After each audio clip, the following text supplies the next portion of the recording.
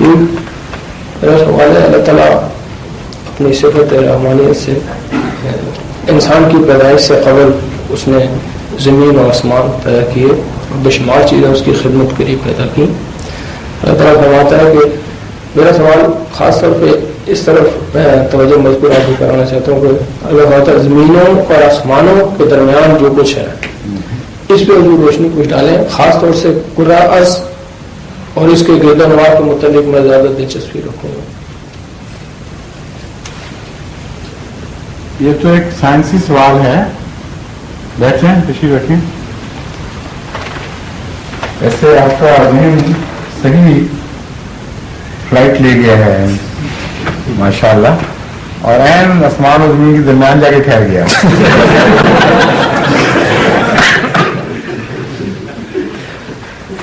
یہ بحث بڑی چلتی رہی ہے سائنسدانوں کے درمیان اور ابھی بھی چل رہی ہے کہ پرفیکٹ خلا کوئی چیز ہے یا نہیں ہے. مکمل خلا کسی چیز کا نام ہے یا نہیں. چنانچہ دو سائنسدانوں کے اور جو تھیوریٹیکل فزکس کے ماہرین ہیں ان کے گروہ بنے ہوئے ہیں. ایک گروہ ہے جو اس وقت طاقت پکڑ چکا ہے اور ڈاکٹر اسلام بھی اس کے اندر شامل ہیں، جو ایتھر کا انکار کرتے ہیں. وہ کہتے ہیں کہ زمین اور آسمان کے درمیان، یعنی کرۂ سماوی اور زمین یا دوسرے کروں کے درمیان مکمل خلا ممکن ہے، اور شعاعیں جو حرکت کرتی ہیں یہ جس جگہ سے روانہ ہوتی ہیں وہاں سے اپنی طاقت، اپنا رزق لے کر ساتھ چلتی ہیں، اور بیچ کی کسی فضا کے نتیجے میں، اس کی لوچ کے نتیجے میں حرکت نہیں کرتی. جبکہ ایک بڑا گروہ سائنسدانوں کا جو پہلے بہت زیادہ قوی تھا اب کچھ کمزور پڑا ہے، لیکن ابھی تک بڑے بڑے صاحب علم لوگ ان میں شامل ہیں، وہ یہ کہتے ہیں کہ یہ ناممکن ہے کہ کوئی ویو، کوئی لہر کسی میڈیم کے بغیر حرکت کرے، کیونکہ لہر فی ذات ہی کسی چیز کا وجود نہیں بلکہ ایک وجود کی صفت کا اظہار ہے. مثلا جب آپ کپڑے کو حرکت دیتے ہیں اور ایک لہر پیدا ہو رہی ہے، یہ پیدا ہوئی، یا پانی میں روڑا مارتے ہیں تو ایک لہر پیدا ہوتی ہے، یا بولتے ہیں تو آواز میں ایک لہر، حرکت میں ہوا میں ایک لہر پیدا ہوتی ہے. تو وہ سائنسدان کہتے ہیں کہ یہ لہر فی ذات ہی تو کوئی چیز کسی چیز کا نام ہی نہیں ہے. یہ تو یا کپڑے کی حرکت کا نام ہے، یا پانی کی حرکت کا نام ہے، یا ہوا کی حرکت کا نام ہے، کسی میڈیم کی حرکت کا نام ہے، اور ایک خاص طرز پر ایک معین رخ پر اگر وہ حرکت ہوتی ہے، ایک خاص انداز پر وہ حرکت ہوتی ہے اور اس میں ایک ردم پایا جاتا ہے، تو اس کو ہم ویو کہہ دیتے ہیں، لہر. اس لیے شعاعیں بغیر کسی میڈیم کے بیچ میں سے کیسے حرکت کر سکتی ہیں اور پھر واپس کیوں آتی ہیں. واپس آنا تو بتاتا ہے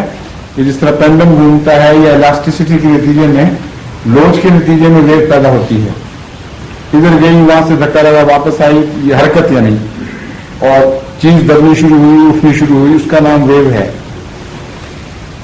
بہرحال دونوں طرف کے سائنسدانوں کی بحث جاری ہے، اور جو گروہ کہتا ہے کہ کوئی درمیان میں چیز نہیں ہے زمین اور آسمان کے درمیان، ان کی ایک دلیل یہ ہے کہ اب تک ہم نے جتنے تجربے کیے ہیں ایڈوانس، ان میں ہمیں ایتھر کا کوئی چیز نظر نہیں آتا. اگر اس پہلو سے دیکھا جائے تو قرآن کریم اس گروہ کی تائید میں گواہی دے رہا ہے، اور بعض لوگ یہ پوچھتے ہیں کہ پہلے بتاؤ، بعد میں جب چیزیں ظاہر ہو جاتی ہیں تو پھر کہہ دیتے ہو کہ قرآن کریم نے بتایا ہوا تھا. یہ ان میں سے ہے جو ابھی ظاہر نہیں ہوئی، جس کی حقیقت ابھی تک سائنسدان آپس میں طے نہیں کر سکے. لیکن مجھے یہ یقین ہے کہ ایک وقت آئے گا جب سائنسدان مجبور ہو جائیں گے، وہ سائنسدان ابھی بھی ہیں ایسے مان رہے ہیں، یہ صرف کوئی اٹکل پچو نہیں ہے سائنس کے مقابلے پر، بلکہ چوٹی کے سائنسدانوں کا چوٹی کے سائنسدانوں سے مقابلہ ہے. وہ مجبور ہو جائیں گے یہ ماننے پر کہ ایتھر ہے. اب آئنسٹائن کوئی معمولی سائنسدان تو نہیں، جد امجد کہلاتا ہے نئے دور کا، اور وہ بھی اس بات کا قائل تھا کہ ایتھر ہے۔ نیوٹن اس سے پہلے دور کا جد امجد تھا، وہ بھی اس بات کا قائل تھا کہ ایتھر ہے۔ تو یہ ہم کوئی فرضی قصے یا مذہبی محاورے سائنسدانوں کے منہ پہ نہیں مار رہا ہے، بڑے چوٹی کے بلکہ عظیم ترین سائنسدانوں کی باتیں ہیں جو قرآن کی تائید میں ہیں، وہ ہم ان کے مقابلے پر پیش کر رہے ہیں۔ اس لیے سیٹل نہ ہو بے شک ابھی تک، لیکن آئندہ بھی سیٹل ہو جائے گی بات۔ تو اس پہلو سے بھی زمین و آسمان کے درمیان ایک وجود ہے کوئی جو ایتھیریل ہے، اتنا لطیف ہے کہ ہم ابھی تک اس کی کنوں کو پا نہیں سکے، اور ایک اشارہ قرآن کریم کا اس کی طرف ہو سکتا ہے۔ ایک اور لحاظ سے اس کا مطلب یہ بن سکتا ہے کہ زمین و آسمان کے درمیان جو سائنسدان ایتھر کے منکر ہیں، ویوز تو بہرحال مانتے ہیں نا، اور ہر وقت ایک توانائی موجود ہے جس نے سارے جگ کو بھرا ہوا ہے، ایک ذرہ بھی ایسا نہیں ہے جہاں وہ توانائی موجود نہیں، اور اس کا جو غالباً 4 سیلسیس اس کا ٹیمپریچر ہے، کیلوین اس کا ٹیمپریچر ہے توانائی کا، یعنی پیمانہ اس کا یہ ہے۔ اور یہ وہ توانائی کہتے ہیں جب وہ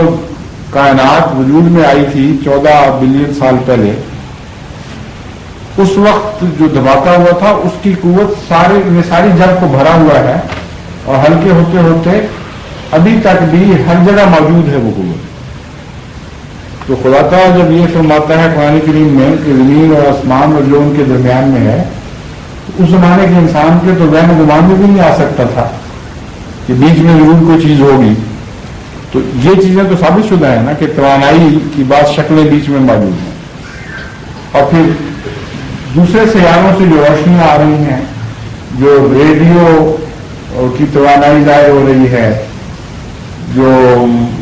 اور قسم کی گاما ریز یا ایکس ریز کی توانائی ظاہر ہو رہی ہے، وہ ساری توانائی ہے جس نے جگ کو بھرا ہوا ہے۔ ایک بھی حصہ ایسا نہیں جگ کا جس میں کچھ نہ کچھ ہو نہیں رہا۔ روشنیاں ہیں وہاں جو آپ کی آنکھ نہیں دیکھ سکتی، لیکن خدا تعالیٰ نے جس آنکھ کو طاقت دی ہو وہ دیکھ سکتی ہے، آلے سے اس کو روشنی میں تبدیل کیا جا سکتا ہے۔ اور یہ جو جگ کی آواز ہے جو 14 ارب سال پہلے دھماکہ ہوا تھا، اس کو سائنسدانوں نے کنورٹ کر کے ظاہر بھی کیا ہے۔ چنانچہ جو ہندوستان میں مادام توسو کے ساتھ ہے نا پلیٹیم، کیا کہتے ہیں اس کو، پلانیٹوریم میں وہ پہلے دکھایا کرتے تھے، وہ آواز رو رو رو رو کر کے سارا حال بھر جاتا تھا۔ وہ کہتے تھے کہ اس کو ہم نے وہ آواز جو 14 بلین سال پہلے ظاہر ہوئی تھی، اس کو ہم نے ملٹی پلائی کیا ہے، بہت موجود ہے ابھی تک، اسی کو لے کر اس کو ایمپلیفائی کرتے چلے گئے ہیں، ملٹی پلائی کرتے چلے گئے ہیں، یہاں تک کہ وہ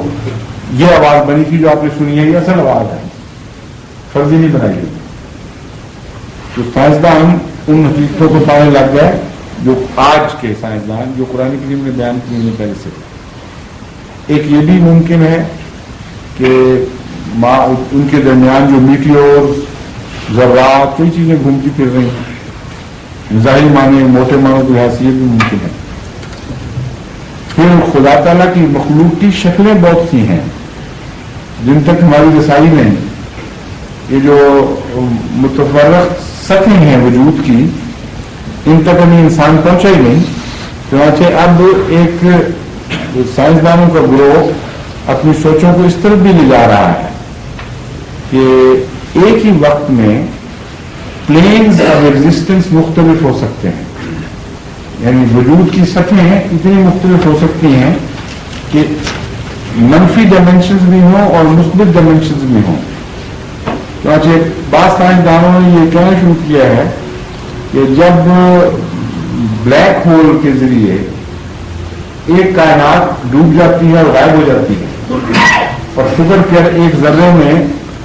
سورج اور ستارے یہ سارے مل کے بھی سپرتے ایک طاقت کے ذریعے اتنے سپر سکتے ہیں کہ ایک جگہ جا کر وہ ساری توانائی سکڑ کے غائب ہو جائے. اس کو وہ بلیک ہول کہتے ہیں، یعنی اندھیرا سوراخ جس میں ہر روشنی، ہر توانائی، ہر طاقت ڈوب جاتی ہے. سائنسدان کہتے ہیں کہ یہ بھی اب ہم سوچ رہے ہیں کہ ہو سکتا ہے اس سے دوسری طرف ابھر بھی آئے ہوں کسان، ایک طرف ڈوب کے اسی جگہ کسی اور شکل میں ابھر آئے ہوں اور ہمیں پتا نہ ہو کیونکہ ان کا پلین مختلف ہو گیا ہے، ان کی ڈائمینشن بدل گئی. عجیب و غریب تماشوں میں سائنس داخل ہو چکی ہے کہ تعجب پر تعجب پیدا ہو رہا ہے جو انسان سوچ نہیں سکتا، اس کا دماغ کنسیو نہیں کر سکتا یہ چیزیں بھی ہو سکتی. اللہ تعالیٰ کے جو کام وہ تو بڑے عجیب ہیں. اس لیے بیچ میں اور کیا کیا ہے یہ ہم جانتے نہیں. جب آئندہ زمانے میں ممکن ہے انسان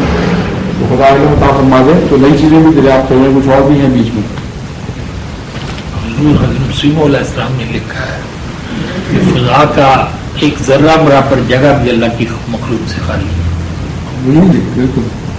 السلام نے بھی اسی تشریح میں فرمایا ہوگا کہ فضا کا کائنات کا ایک ذرہ بھی ایسا نہیں جو خدا کی مخلوق سے خالی ہو. معافی سماوات جو ہے تصور باہر موجود ہے. گلیکسی کی کریشن پہ جو بحث کی ہے سائنسدانوں نے، اس میں وہ پہلے جو والیوم بتاتے ہیں اتنی زیادہ ہے ہائیڈروجن کی جو خرچ ہوتی ہے، پھر وہ کہتے ہیں کہ ہائیڈروجن کی پاپولیشن جو ہے 1 ایٹم پر کیوبک انچ،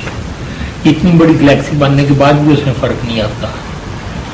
تو وہ ایگزسٹ کرتی ہے وہ ہائیڈروجن 1 ایٹم پر کیوبک انچ ان کے اندازے کے مطابق، وہ بھی اللہ کی وہ مگر اس کی ڈسپرشن اس طرح نہیں ہے نا کہ ہر انچ میں وہ موجود رہے. اس میں مختلف نظریات ہیں. یعنی اگر ان کا مطلب یہ ہے کہ اگر ہم ہائیڈروجن کے ذرات کو کیلکولیٹ کریں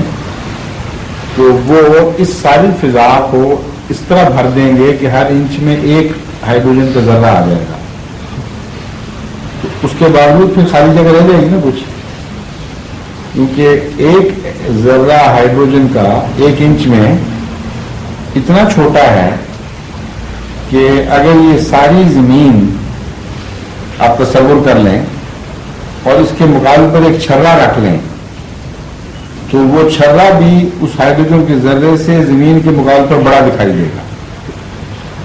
یعنی ہائیڈروجن کے ذرے کا حجم اتنا چھوٹا ہے کہ اگر ساری زمین کو چھروں میں آپ سمجھ لیں اور ایک چھرا ساری زمین کے مقابلے پر رکھیں، مثلا BB کا یا SG کا چھرا لے لیں موٹا کوئی، تو یقینی طور پر ہائیڈروجن کا جو ذرہ ہے وہ ایک قطرے میں اس سے کم جگہ گھیر رہا ہے. 1 انچ میں جو آپ کہہ لیں اس سے یقینی طور پر کم جگہ گھیرتا ہے. تو پھر تو یہ ہوا کہ استثناء ہو گیا وجود اور خلا قانون عام ہو گیا. اس لیے یہ لازماً کوئی ایسی شکل ماننی پڑے گی وجود کی جس سے کوئی جگہ خالی نہ ہو. یعنی یہ نہیں کہ ہر جگہ پھیلا ہوا وجود موجود ہے، بلکہ کوئی اٹینویٹڈ چیز ہے جس کو ایتھر ٹائپ کی ہے، کوئی ایسی چیز جو مادے کی آخری شکل ہے لطافت میں، اور اس کے آگے جا کے پھر ایک اور روحانی شکلیں ایسی پیدا ہو جاتی ہوں گی. بہرحال ہمیں یہ پورا علم نہیں ہے لیکن امکانات ہیں صرف.